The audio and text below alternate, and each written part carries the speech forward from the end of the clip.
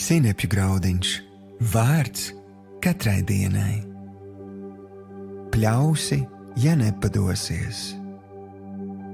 Šodienas rakstu vieta. Tad nu labu darīdami, lai nepiekūstam, jo savā laikā arī pļausim, ja nepiekūstam. Galatiešiem 6. nodaļa, 9. pants. Glīka bībele. Šodienas pārdomas. Bībelē lasām par diženiem vīriem un sievām, kas kopā ar Dievu paveica varenas lietas. Taču svarīgi apzināties, ka viņi neveica varoņdarbus katru dienu. Lielāko daļu savas dzīves viņi nodzīvoja tāpat kā tu un es, strādājot un rūpējoties par ikdienas lietām. Piemēram, Noā. Vispasaules plūdi, kuros izglābās tikai Noās ģimene, noteikti bija ievērojamākais notikums, taču salīdzinot ar 120 gadiem, ko Noās pavadīja ceļot šķirstu, šis iespaidīgais notikums bija ļoti īss.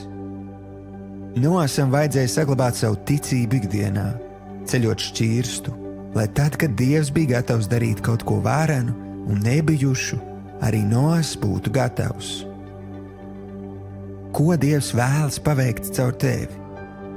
Draugs, kopš tu uzticējies Jēzum, viņš dara visu iespējamo, lai sagatavotu tevi tavam īpašajam notikumam.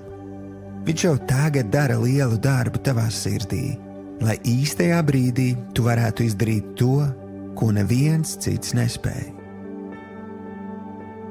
Šodienas lūkšana.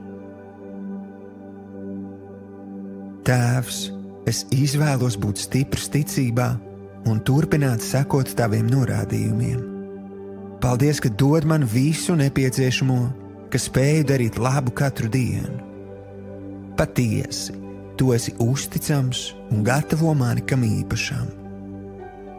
Jēzus vārdā. Āmen.